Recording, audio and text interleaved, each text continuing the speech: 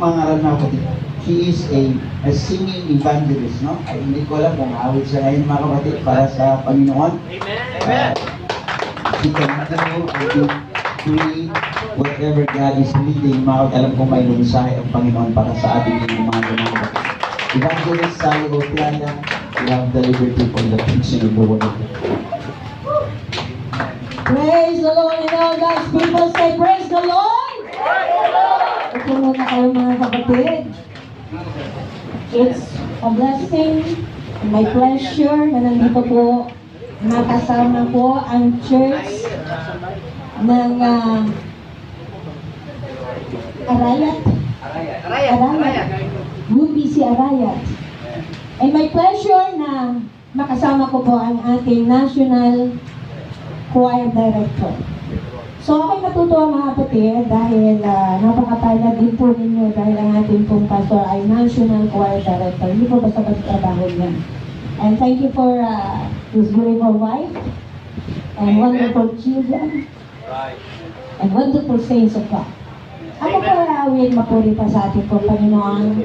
The song says, we dedicate this temple to you, God. Ang church na ito, binigay ng Panginoon.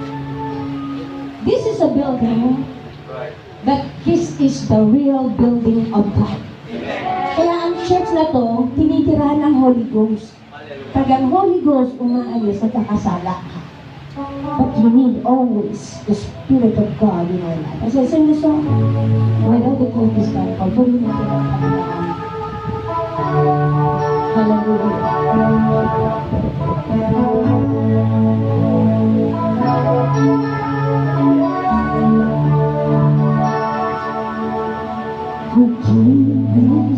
This place a house of worship, a place where we can be in one accord.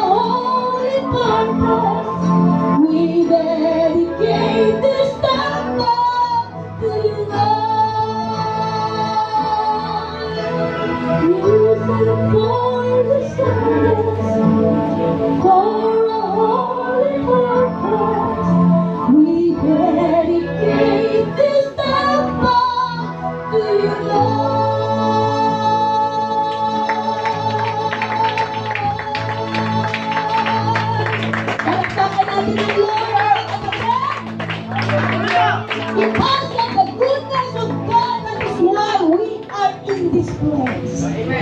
Tayo pong lahat ay tumayo.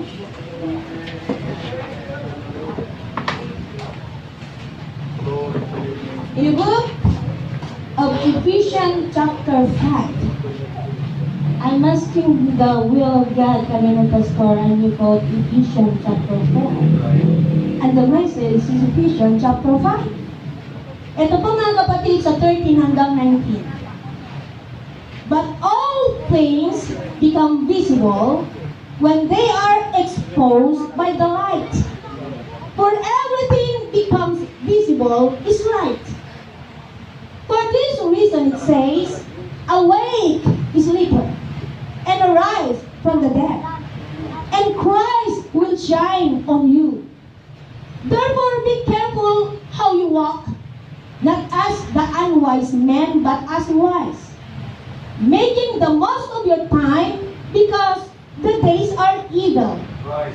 So then do not be foolish, but understand what the will of the Lord is. And do not get drunk with wine, for that is dissipation, but be filled with the Spirit, speaking to one another in songs and hymns and spiritual songs, singing and making melody with your heart to the Lord. Listener, I'd like to preach you this morning, living in the light. Tamayan mo yung katabi at sabihin mo, mamuhay sa liwanag. Amen. Hallelujah. Living in the light. When God said, let there be light, and there was light. And God saw that the light was good, and God separated the light from the darkness. In verse 5, and God called the light day, and the darkness He called night. And there was evening, and there was morning, and that is one day. Sa Genesis 1:2 para mapitin yung 5. Liwanag. Yan ang awit sa Miracle Pastor eh. May liwanag ang buhay. Amen? Patayin nyo nga mga kapatid itong liwanag niyan. Ang tawag nyo dyan. Pag nawala ang liwanag ng ilaw, bulb na lang yan. Tama? Isang ka naman mga kapatid ko na magsindi mga kapatid ng liwanag ng bahay mo kung brown out. Di ba? Pag brown out, kapak ka sa dilim. Di mo makita kung ano yung dinadaanan mo eh. Di ba? So yung liwanag ay napakahalaga sa buhay ng tao. Right? Tingnan nyo nga mga kapatid, anong dahilan? Ba't nakikita ninyo yung magagandang mga process yung kulay niyan? Nakikita ko pati mukha ng iyong katabi. Ano ba yung katabi mo? Magkamukha ba kayo? Salamat sa Diyos, hindi tayo magkakamukha. Dahil kung magkakamukha tayo mga kapatid, isa lang ang mukha. Magkasawaan na kayo. Pero bakit mga kapatid, no? Yung mga may defect, just saying the word, yung Mongolay, magkakamukha sila. Kasi mayroon silang, yung tinatawag na mayroong kulang. Kaya ganun. Pero mababait din sila mga kapatid. They're human like us, so we treat them just like us. Kaya mga kapatid, napakahalaga ng liwanag. Punta muna tayo ng science, Pastor. Well, light is electromagnetic radiation within a certain portion of the electromagnetic spectrum. Yung spectrum mga kapatid. The word usually refers to visible light, which is the visible spectrum that is visible to the human eye and is responsible for the sense of light. Ang ating mga mata mga kapatid, ang siyang nagsusource na kung saan nakikita natin ang kagandahan ng mundo na ginawa ng Diyos. Amen? Kaya mo naman, Brad, pinakasalan si sister dahil nakita mo ang kagandahan ng mundo.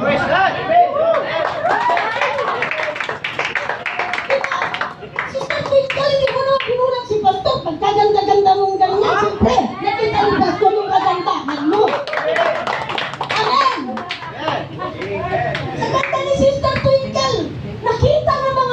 Pastor, ang gandang-ganda nito.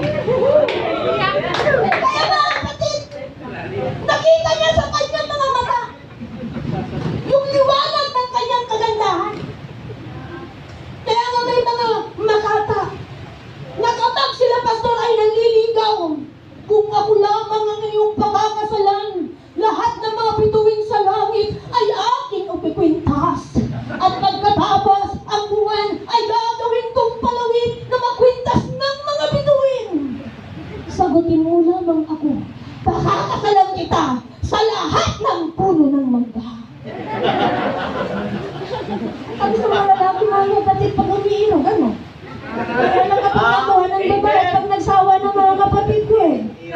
At naggalit sila lalaki dahil sobrang putak, mahilig pa sa matong mga kapatid, sobrang pa sa matong, magputak ng babae.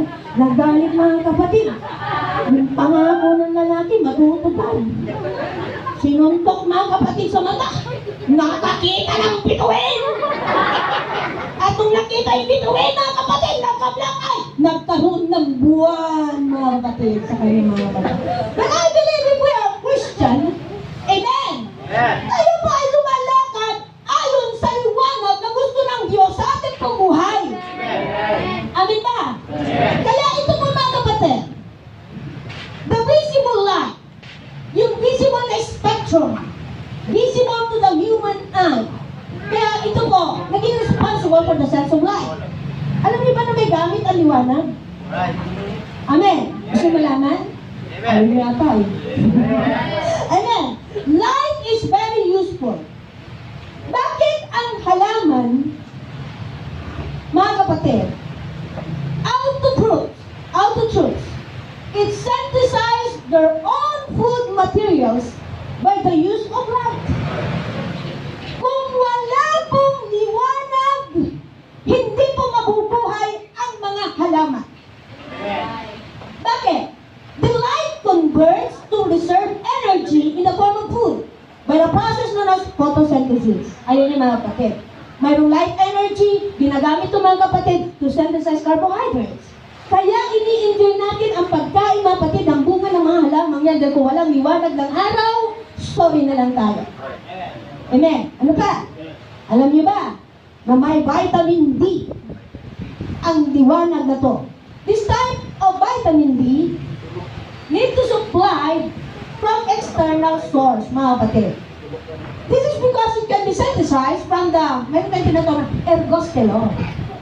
Ergosterol and cholesterol. Amen?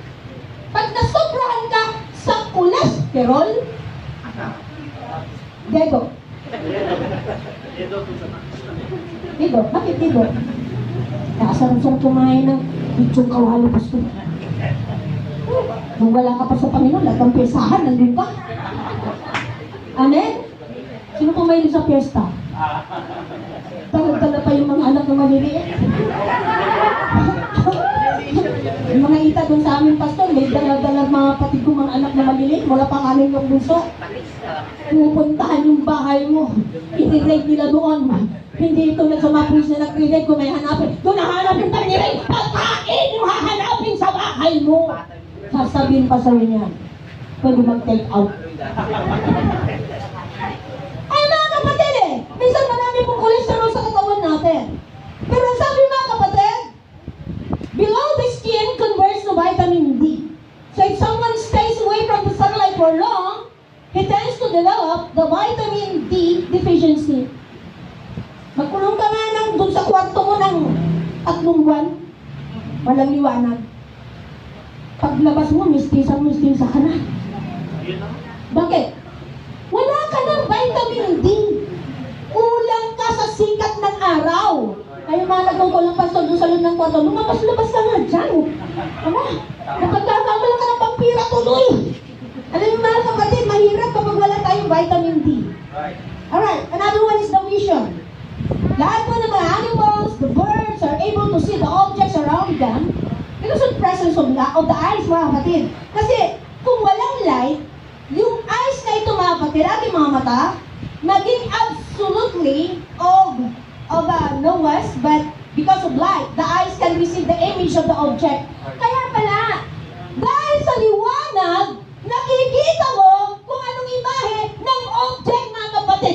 kung sino nito ang malinaw mata. Ano to? Ha? TV. Ha? Eh, ano to? O, ibig sabihin, hindi kayo bulag. Maliwanag pa ang mga paningin ninyo. Na ibig sabihin ng mga kapatid, ang paningin na to ay biyaya ng Diyos sa atin, ng Diyos ay marunong binigyan tayo ng ating mga mata upang makita ang kagandahan ng liwanag na ginawa ng Diyos, mga kapatid, sa tao ng kanyang ginawa. Amen? Bakit ang Panginoon, nung ginawa niya ang tao, in order? Ang ganda mo, sister, ang mata mo nasa likod. Yung ilong mo nandito. Ha? Yung bibig mo nandito. Mga kapatid, our God is a God of order. Amen? Lahat ng bagay nasa order, mga kapatid. Amen? Mahirap pag nasa order ang physical mo, disorder ang utak mo. Bakit disorder? Yung iba nga dyan, mga kapatid, unbeliever, disorder. Bakit? Alam nila na may Diyos na buhay. Pero ang sinasamba, yung Diyos na patay. Amen? Kung ang Diyos na ating kilala ay Diyos na buhay, huwag ka nang sumamba sa Diyos na patay. Bakit? Si Jesus Christ ang Panginoon na lumikha ng langit at ang lupa. Siya ang Diyos na bigay sa atin ang liwanag kung kaya't kakilala natin ang kaligtasan ng ating buhay. Amen? Kaya pasalamat tayo na mayroong Diyos na nagmamalasakit sa atin, mga kapatid. Amen! Saan ba tayo noong unang panahon? Amen! Noong unang panahon, hindi pa natin kilala ang Diyos. Akala natin noong unang panahon, mga kapatid, tayo pa ay huling-huli na. Hallelujah! Mga kapatid, no, ako, punta ko ng Quiapo. Oh, pagkatapos nung mga kapatid, mayroon yung parang perlas na nandoon, yung ano ng perlas na kayan. May tubig yun. Ang sabi nila, holy water daw yan. Siyempre, nakapila lahat yan. Pag pila mo, mga kapatid, gagano'n ka rin. Hindi mo alam kung inihian ng pari yan. Eh, minsan mga kapatid, mahirap ng gano'n. At makikita ko yung nasarino doon. Sinasarino nila, mga kapatid, ang itim na kahoy. Yun yung pinag-aagawan nila na pagdating ng piyesta, mga kapatid, ng Nazareno, yung mga tao halos magpapakamatay, makahipok lang daw sa laylayan ng Nazareno. Alam niyo, pag nakikita ko sa ordinary lang naman doon nakahiga, tapos yung mga tao gaganon doon sa kanyang tuhod, hahalik sa kanyang tuhod, mga kapatid. Hindi naman siya, mga kapatid, nagre-responde. Tama ba sinasabi ko? Ano ba, hindi naman nagre-responde? Kasi patay siya. Pero nung tayo lumapit sa Panginoon, at ang sabi lang natin, Lord, salamat! Binago mo ang buhay ko! We cannot change ourselves to love God in our life. Ay, ulit-ulit ang gumagawa ng New Year's resolution eh. Pagdating ng December, mga kapatid, 31, pag-alas 12, maggawa ka naman ng New Year's resolution. Di na ako ng babae. Di na ako magsubay. Ako naman, di ko nagaldalan yung mister ko kasi ako radyo natin. Amen? Di ko nagagawin. Mga kapatid, nung tayo wala pa sa Panginoon, ganyan. Akala natin kapag New Year, bago na lahat, magbabago ka lang. Ng New Year, ng January 1, January 2, balik ka sa dating buhay mo. Tama ba ako? Masunog-sunog ka pa, kunwari pa dyan. Amen. Sunugin mo yung New Year's resolution kasi gusto ko ito, Panginoon. Talagang okay na to. Pero ang sabi ko, mga kapatid, without the Spirit of God in our life, we are nothing. Wala kang magagawa sa sarili mo kahit anong gawin mong pagbabago eh. But I wanna tell you na mayroong Diyos na nakilala natin. Siya ang buhay ng Diyos. Siya ang buhay ng buhay natin. Siya ang Lord of Lords and the King of Kings and the Creator of this universe. Amen! Hallelujah! Kaya nga, mga kapatid, pasalamat tayo na mayroong Diyos na gumawa sa atin. He gave us the vision. Vision. Sa spiritual world, mga kapatid. Yung vision mo, nakikita mo yung hinaharap. Ano vision nyo rito? Do you believe that one day you have a big church? Yes. Do you believe that this church pwede pong 500 na katao. Ang paglalagay ng Lord sa church na to. Ba? Handa ka bang magpagamit sa Panginoon? Hindi mo ba kakaya si Kristo? Mga kapatid, namatay yung kapatid ko. Nangaral ako sa amin. Kami lang yung pastor. Dahil mga kapatid, ang Pentecostal doon. Lahat doon nagsusugal. Habang sila mga kapatid ko nagsusugal, nangangaral ako. Ang sabi ko sa kanila, si Jesus ang tagapagbago ng inyong buhay. Kahit kalagawan ninyo, hindi kayo mababago. Unless ang inyong buhay ay bigay mo kay Kristo. Ay sumagot pastor, praise the Lord, hallelujah. Nagsusugal yun. Kahit pala mga kapatid ko ang biliban, nagpe-praise the Lord. But I am not ashamed to share this gospel to everyone. Porque ko yun, kung saan patay. Doon ako nangangaral mga kapatid, nag-evangelistic night ako. May patay. Wala akong pianista pastor. Sabi ko doon, kasi doon, puso na yung bago ilibing sa may mag-awit muna sila. Di ba? Yung papuso dito na yan, mag-awit-awit muna sila, mayroon pa mga dansa lang. Sabi ko, pambira, kami na muna. Kami na muna ha, sabi ko doon sa mga dancer, kaka doon sa singer. Ay, opo, pastora, kayo na muna. Sabi ko, wala akong pianista eh. Hihiramin ko ngayon yung pianista nila mga kapatid. Alam mo ba yung how great thou art? Alam ko pang tugtugin. Ang pati nakakaawit ako kahit ang deliver yun. Ha? Ay, mga kapatid, tinitingnan naman ng Lord yung puso ko eh. Paano mawet? Alam niyo mga kapatid, namatay yung sister ko last May. Tinawagan ko yung pastora sa Villasis, si Pastor Garcia. Nagkaroon na po ng Bible study ngayon doon sa mga kaanak ko. Kasi mga kapatid, hindi ko dapat ikahiya ang Ebanghelyo nito. Kasi ito ang magliligtas sa lahat ng tao. Nangyayari lang yan kung handa kang magpagamit at magsunwin, mga kapatid. Ngayong araw, yung mga nanay namin, biglang tinitignan si Pastora. Ay, si Pastora, bago na naman doon. Yung si Pastora, mapustura. Pero mga kapatid, tinitignan ko ano yun. Alam niyo mga kapatid, it won't come a time. It comes a time. Na-develop sila. One day, kinausap ako ng Lord. Sabi ng Panginoon, humayo ka. Isama mo yung mga talapita, pastor. Yung lagi nakikita yung asawa ng pastor, yung pastor, ikita mga kapatid. Sabi ba kayo? Saan tayo punta basura? Tinusap ko muna yung isa. Yung mayroong matarapita kung mayroong yung nagsisisi sa akin.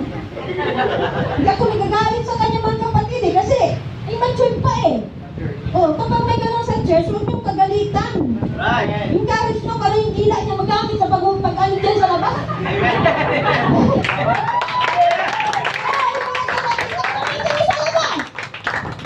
Sabi ko sa kanya, kasi sa tayo.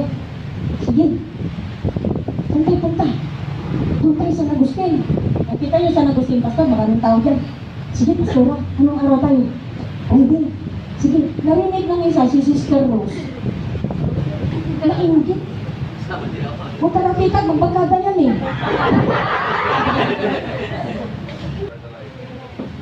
John 8:12, I am the light of the world.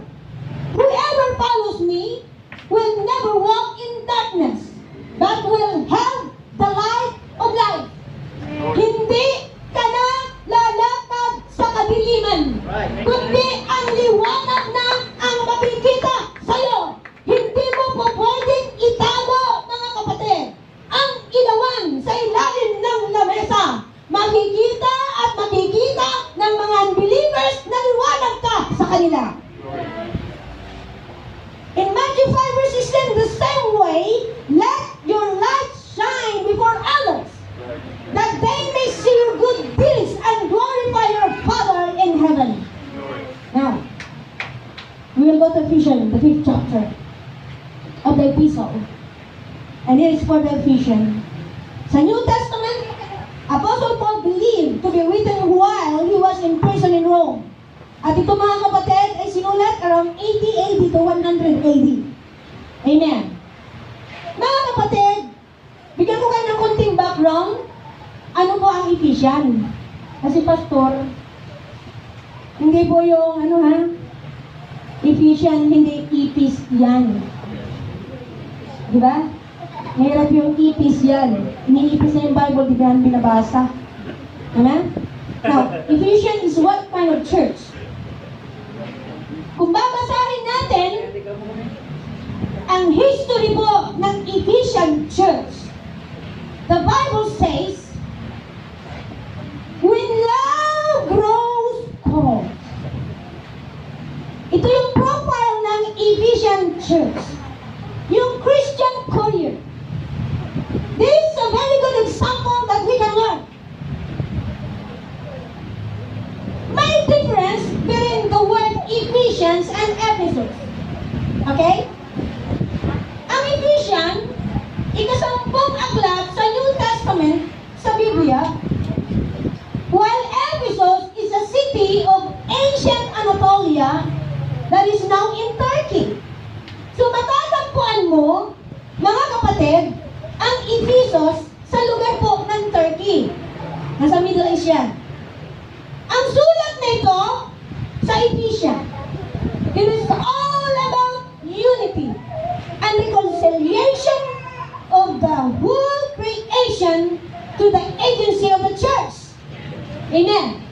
And in particular, its foundation in Christ are part of the will of our God. So ang Ephesians nagko-contain mga kapatid ng exposition for there is a divine plan of God for His world. Ibig sabihin, may plano po ang Diyos sa mundo ito. The consummation of this in Christ. I'll give you the feedback in the history of Ephesus. Sa Ephesus mga kapatid, an ancient port city was well preserved, mga kapatid, yung mga ruins nito sa modern day na Turkey. Yan ang pinakamahalagang bahagi sa syudad ng Greek, mga kapatid. Nandun ang trading center sa Mediterranean region. At noong unang panahon ay hotbed of early Christian evangelism. Ibig sabihin, maraming mga maiinit na kapatiran natin sa Ephesus ang hindi nahihiya na ipangaral ang Ebanghelyo po ng Diyos. It is located near the western shores of modern day, that is in Turkey, where the agency meets the former estuary of the river Kastros, mga 18 kilometer ng south sa Izmir, Turkey, mga kapatid. Now, ang home nito is one of the 7 churches of Revelation. Doon sa Acts 18, 19 to 21. Dito po ay mababasa natin na si San Pablo ay nag-stay there for 3 months. Anong ginawa ni San Pablo sa lugar ng Ephesus, mga kapatid? Doon po na-convert, mga kapatid, ang mag-asawang Aquila at Priscilla. Kilala niyo sila? Si Aquila at si Priscilla ay mag-asawa yan. Napaka-faithful na mga alagad ng Diyos dahil si Pablo mismo ang nag-mentor sa kanila. Doon din, mga kapatid, na si Apollos ay nag-stay din doon at doon din nakakilala sunod. Do you know that the first bishop of Ephesus was Timothy? Si Timoteo, sino ba si Timothy? Napakabata, mga kapatid. He is very young. Kaya nga, mga kapatid, di ba kung titignan ninyo, nung si Timothy ang inilagay doon ni San Pablo, maraming nagrereklamo. Nagtatatatan yung mga matatanda doon sa iglesia. Pero sabi doon, let the woman be kept in silence, especially inside the church. Ang ibig sabihin mo nun, hindi po bawal ang babae mag-preach. Kasi habang nagpipreach si Timothy, nagpipreach din yung mga matatanda doon sa likod. Lumangira yung mga babae doon. Sinaway sila. Pero minsan pastor ay nagpipreach. Kapatid, wala ko lang yung tanong ni Kone na kung anong print. Hindi ko alam. Hindi ko alam. Totoo lang, mga kapatid, ano? Amen. So, nung si Timothy, mga kapatid, estudyante ni Pablo, during the 1st century AD, yung pong lugar na yan ng Ephesus, Christianity and paganism coexisted in the city. But Christianity became the most dominant religion in Ephesus. Yun, mga kapatid, ang matindi. Maraming na-convert. Marami ang nagtalima sa salita ng Diyos. buwan ni San Pablo doon na nangaral. Marami po, mga kapatid ko, ang tumanggap ng salita po ng ating pong Panginoon. Marami pong mga bless sa pangangaral ni San Pablo. Hallelujah! Bakit? Salamat po lang naman ang apostol na tinawag para sa mga hintil. He is called not for the Jews, but Paul called to preach the gospel sa mga Gentiles. Hallelujah! Kaya nga sabi niya eh, for I am not ashamed to preach the word of God to the Jew first and to the Greek. Mga kapatid, hindi ikakahiya to brand. Mga kapatid ko ni San Pablo. Bakit? Alam niya na kailangan sila ng kaligtasan.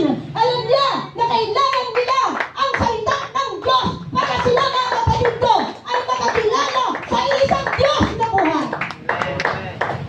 Hallelujah! Di ba dyan yung lugar, pastor, na maraming mga Diyos-Diyosan? Sa lugar ng Ephesus, iba-ibang Diyos nila. Mayroong Mercurio. Amen? Hallelujah! May Mercury, may Apollos, may Diana. Iba-iba, mga kapatid. Pero dun sa may sulok doon sa Book of Acts, mga kapatid, nung siya po'y nangaral, nakita niya doon na mayroong bakanting lugar to the unknown God. Lahat na ng mga Diyos-Diyos na nanduron, but mayroong space doon na nilagay nila to the unknown God. Kaya doon si Pablo, pinangaral niya ang katotohanan na mayroong Diyos na buhay, mga kapatid. Nagkakaroon ng buhay ng tao. And the name is Jesus! Alam niyo, palatakan natin ang Lord, mga kapatid. God is so good. Salamat na tayo naligtas dahil sa pangangaral ni San Pablo. Hallelujah! Kaya nga ito nga yung pastor eh. Alam niyo yung ubas, mga kapatid, yung ubas na original, binugtungan ng wild na ubas, naging matamis. Mga kapatid, alam niyo kung bakit? Sino ba ang mga original na ubas? Ang mga Hudyo. Tayo yung Gentiles, tayo yung mga wild na ubas. Idinugtong tayo dahil kay Kristo. Idinugtong tayo because of the circumcision of the heart. And that is the Spirit of God that is in us today. Dahil sa Espiritu ng Diyos, yun ang dahilan kung bakit binago tayo ng Lord. Kaya ngayong way ng pag-worship natin, katulad sa mga Hudyo, yung way, mga kapatid, ng kanilang pagkakilala sa Diyos, tulad din sa mga Hudyo. Bakit? Binigyan tayo ng Diyos ng pagkakataon para tawagin siyang Abba Father.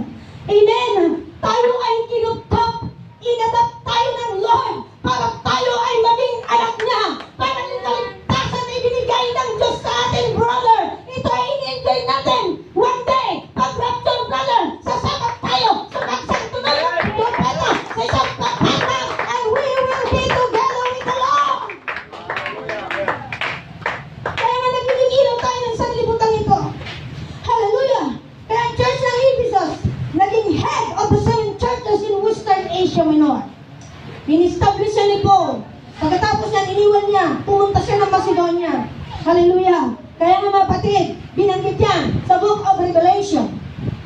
All about the Ephesian church. Hallelujah!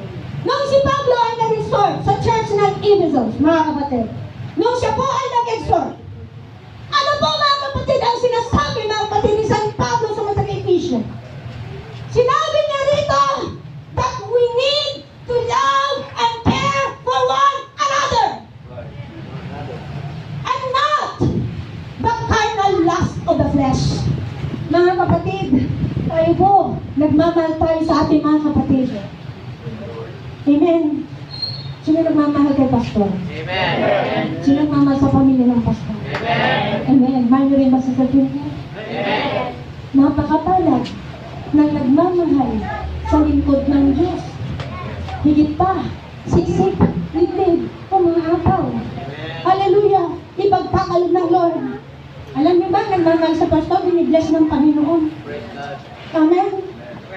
Pero kwento ko lang konti sa inyo, nung pioneering kami, hindi namin naranasan ang totoong pagmamahal. Kanya sipahan kami ng upuan. Dinuro ng asawa ko. Kasi na-spoiled sila. Sila na lahat ang Sunday school, sila ng song leader, sila na lahat. And then nag-rebelde sila. How sad. Lumipat sa ibang pastor, pero hindi naging maganda ang buhay nila. Alam niyo, makakalungkot isipin na kung may ginagawa tayong maganda sa church, give God the glory. Yung ginagawa mo, your labor in the Lord is not in vain. Hindi mo ginagawa yan para i-please mo si pastor, but you're doing that because you love the Lord.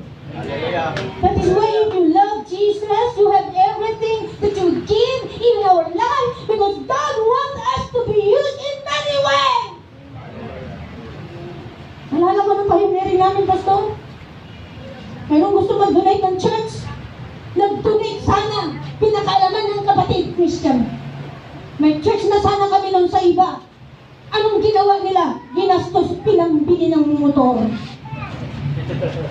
Hindi po pwede dyan sana sa iba yan ang gawain. Doon sa kutulan. Asawa po yun ng isang lady ang nag-donate. Pero pinakailaman ng kapatid na hindi faithful sa Lord. Anong nangyari pagkaraan ng ilang taon? Mga kapatid, nakabangga ang tricycle. Dalawa ang nabangga, parehas patay, binayaran. Ganyan. May isa na naman!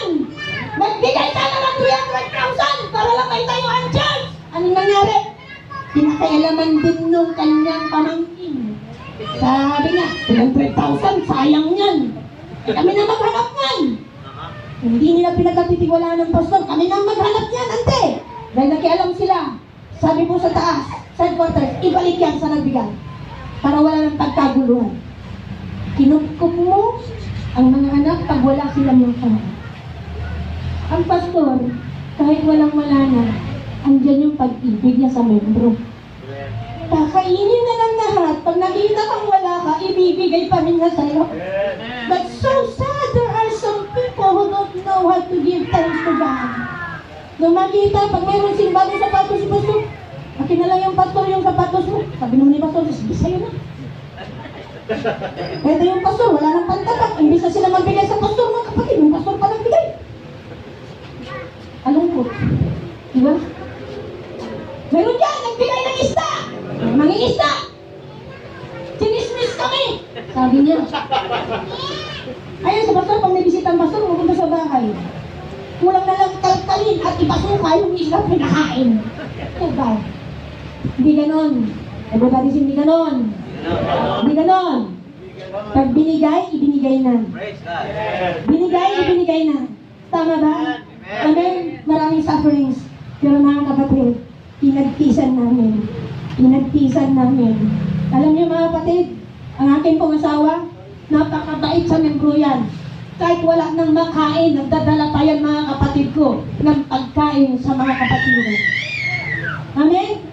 Pumutok yung mga pinatubo, nagbigay po ang Makati, sa pastor ng pastor ko, dinibay-dibay niya, wala yung membro, saan nagdadala mga kapatid ko ng mga basket, na mga may bigas, may mga sabon, ibigay pa niya sa mga bahay nila. Totoo pa yan, mga kapatid, totoo yan. Grabe po ang ministry, hindi basta-basta. Kaya pag ikaw po ay member na mature, sasabihin mo, pastor, dala-dala ko na po yung 2 truckload na pantambak natin dito. Pastor, sagutin ko na po ang aircon sa church! Alam mo yung church ng iba, naka-aircon na ngayon, dati wala. At yung matatanda. Naging ang mga kapatid ko ng pledges, nahit namin 100,000. Wala naman kami mayaman, wala naman nakakutsigan. Mayroon doon 3 buong. Tricycle. Diba? Mangingisda. Pero bakit nahit namin yun?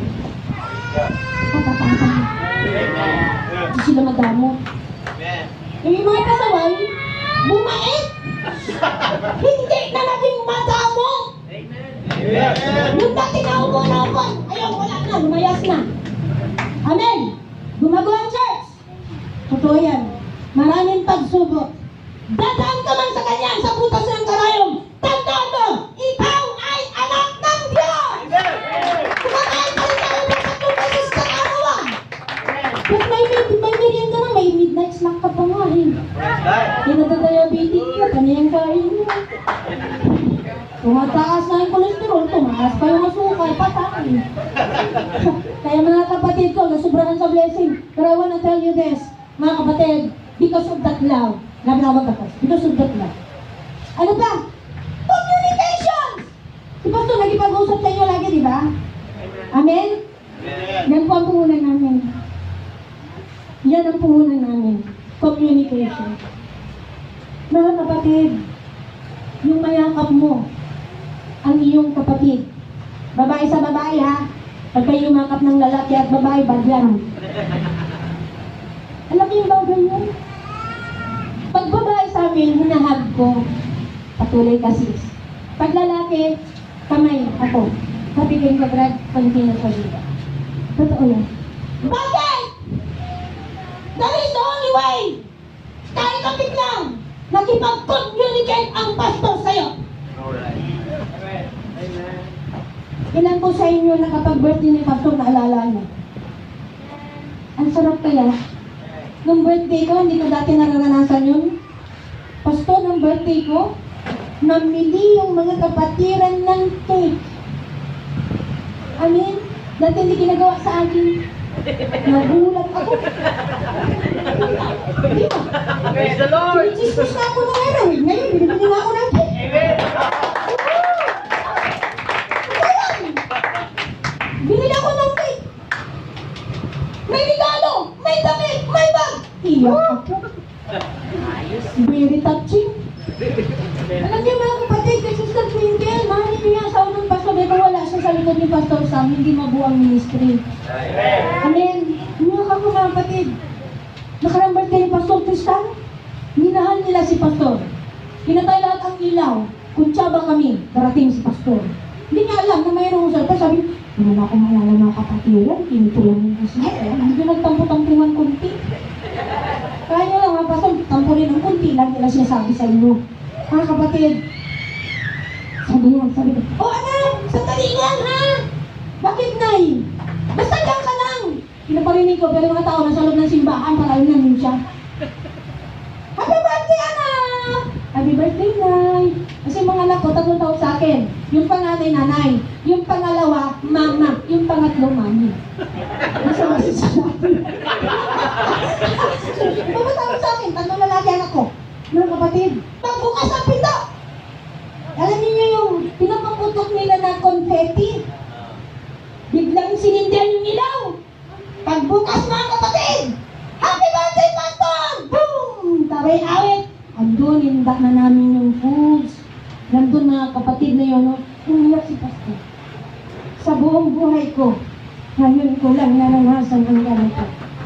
Ngayon ko lang naranasan yung pagmamahal ninyo.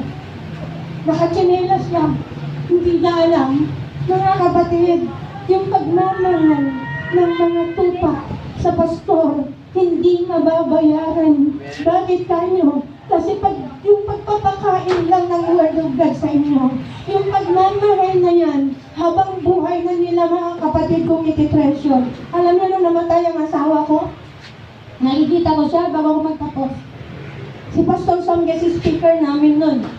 December, mga kapatid, 2nd week, 2011. Nung siya pa ay nangaral, nakita ng mga kapatiran, pag ano ni Pastor Sam mga kapatid, may dugo na very fresh galing po dito sa Minunan. Tinignan ko pa rin, bakit may dugo? Nandutusan mo ni Pastor. Mga kapatid, nagulat sila. Maraming nakakita ng mga kapatiran yun. Nung matapos si Pastor Sam mga kapatid mag-preach, tinanong nila siya, Pastor, ano ba nangyari dito? Bakit nakikita namin may dugo maabot dito sa mukha mo? Wala naman na, sabi ni Pastor mga kapatid. Wala naman eh. Pagkatapos ng mga kapatid, tinausap namin si Pastor Sam. Naalala ko noon, ni-encourage namin si Pastor, Pastor, lumabas ka dyan sa may gitna ng palaisdaan. Kasi noon nandun sila sa palaisdaan sa Twinkle. Sayang ang talent ng Pastor. Alam nyo, lumabas si Pastor, huwag kayong matakot. God will provide. ibigay ng Lord ang needs ninyo. Ito kasi hindi ko pa rin alam kung saan ka magsisimula. Pero in-encourage namin siya ni Pastor Tirso, eto na kayo ngayon. Eto na kayo ngayon. Naglakas loob ang ating pastor. Kung wala siya, wala kayo dyan ngayon. Alam niyo mga kapatid, nag-pray ako, that was January 2012. Habang ako'y nananalangin, nakakita ko ng kabaong. Halap ng pulpit. Kulay puti na may gold bird and white, tapos puti yung mga kurtina, parang ganyan mga kapatid, mayroong bilog na ganyan. And I said, Lord, sino yung nasa kabaong? Ako ba? Hindi ko nakita yung mukha ko. Hindi pinakita ng Diyos sa akin. Nag-pray po akong mabuti sa Panginoon, Lord. Sino nandoon? Mga kapatid, nung dumating po, yung February, mahina na siya eh. Tumataas lagi yung kanyang cholesterol kasi may blood. Ano ganun, mahina siya. Sabi ko, ano ba yun? Pagkagaling namin ng conference, pastor, ganito po ang sabi sa akin, kung ako ba ay wala na, itutuloy niyo ba ang gawain? Sabi ko, bakit ka naman nagsasalita ng ganyan? Aalis ka na ba? Mga kapatid, binedma ko lang yun. Kasi lagi ko lang siya nakikita masakit ang bata. Tutuloy niyo ba ngayon? Sabi ko naman, alam naman pabayaan kong gawain. Simulan na natin to. Mga kapatid, pagkatapos ng conference, umuwi siya ng bahay. Doon sa conference, pastor, naalala ko yung si Tristan, nahulog ang piano sa paa niya. Oo, nahulog yun, nasaktan yung bata. Parang may mga premonitions na may mangyayari sa asawa ko. Nagpaiwan ako. Sabi ko, gusto kong maiwan, gusto kong mag-revival, gusto kong maramdaman ang salita ng Diyos sa buhay ko. Kasi pag ikaw pastor, minsan, kung ka sa trabaho, kung ano, hindi ako nakasama nun sa conference, mga kapatid. Sabi po ni Pastor Randy, there is a pastor's wife here that need the presence of God. She needs an encouragement from the Lord. If you are the pastor's wife, come to this altar and praise God and praise Him because He's good. Ano po yun? Araw po yun ng Saturday. Lapit ako. Wala lang yun. Ako kung ano lumapit ko, nag-pray ako, nag-worship ako. Mga kapatid, Lunes po ng gabi. Nung ako yung umuwi, nagtaka ako, nung ako mga kapatid ko ay kanyang sinundo, bakit ikaw siya po ay naka-tricycle, dati-dati naka-motor lang. Yung pala masama ng pakiramdam. Pinagpupunta ng kapatiran, ang sabi sa mga kapatiran, alis na ako, bahala na kayo sa church.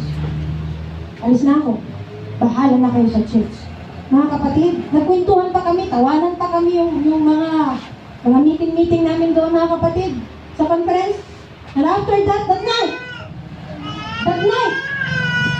ng Monday, siya po mga kapatid ko, kinabukasan ng Martes ng umaga, natagpuan ko siya doon, sa mayroon pong sala namin, nakahiga.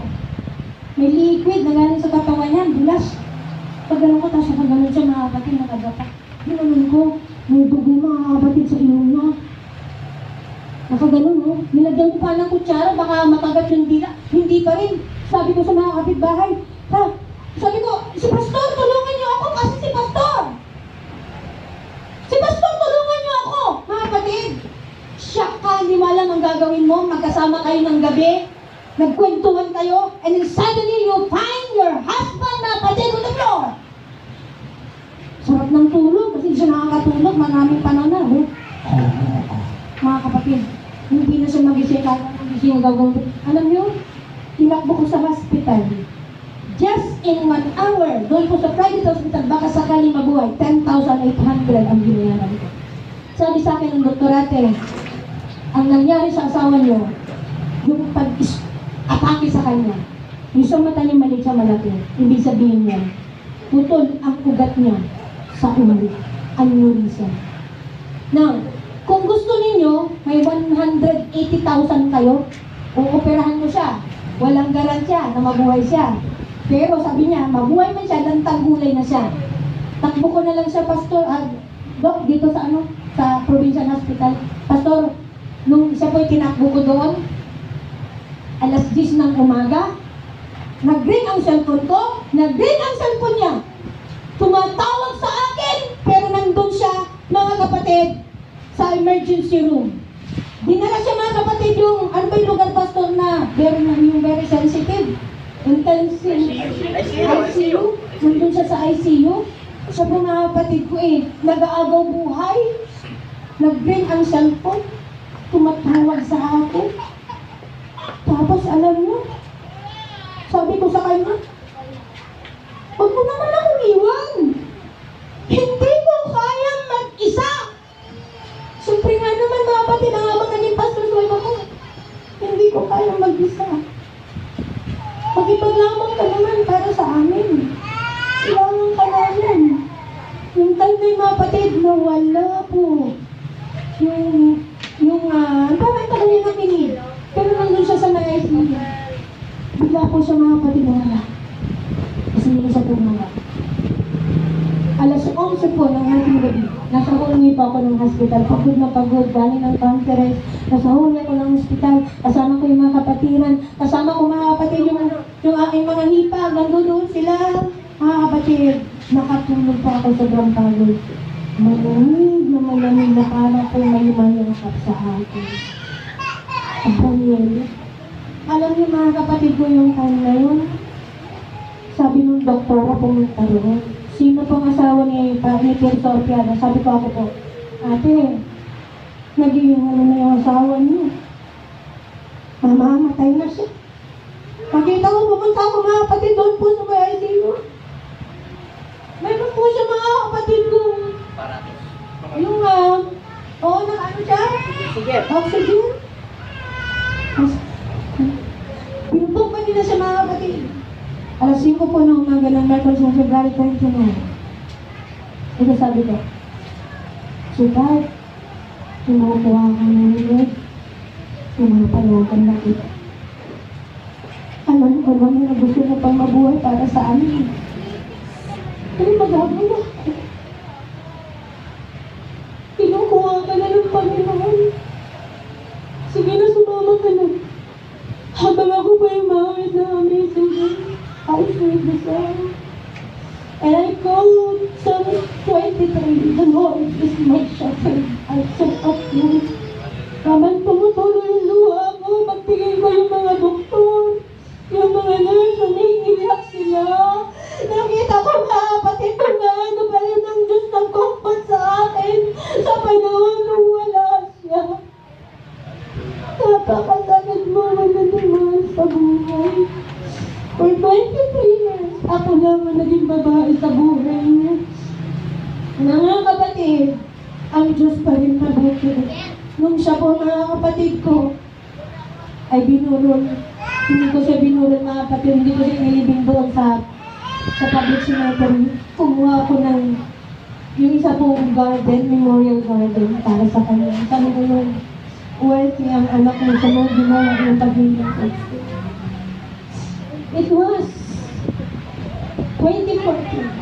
Yung pinag-pray namin na pera ng kapatiran na faithful sa title. Dumating po, milyon ang dumating sa kanya. $14,000. 2014, inabot sa akin. Kapatid, umiyak ako. Sabi ko, si Tati, pero pinag-pray mo na matagal na panahon, pero hindi mo na natikman. Ako ang magtutuloy ng ministry ito.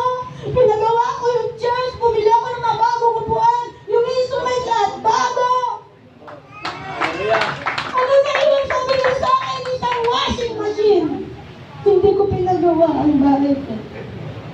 Inuna ko ang church. Kasi bahay ng Panginoon mo. Sabi ko kay Tristan, nung ayaw pa niya mga kapatid ko magpatuloy bata pa niya, sabi ko, ano, gusto ko ikaw mag-manage ng church kasi lalaki ka, anak kita. Ayaw ko na yun. Mangyayari mo ko. Para kaming Timothy at yung nanay niya si Eunice. Sinuportahan ko siya. Sinabihan ko siya lahat ng bagay na ang Tristan grown up as a mature. Nagagawa niyang mag-responsal sa mga kapatiran pag nagkakaroon ng tinatay. Sabi ko, Tristan, ito na yun.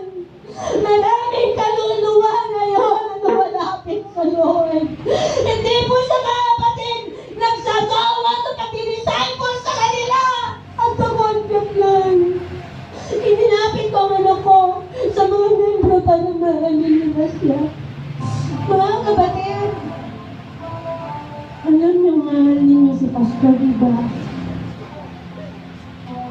Mapalan ang nagmamahal sa lingkod ng Diyos.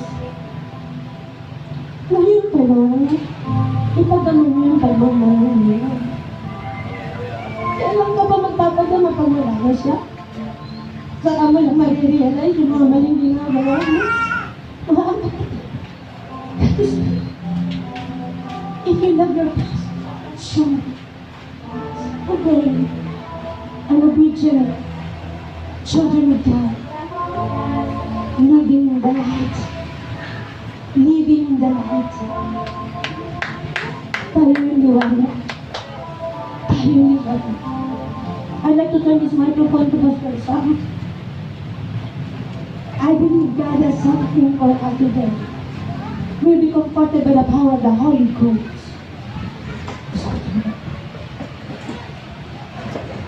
So, tumayo po tayong lahat mga kapatid.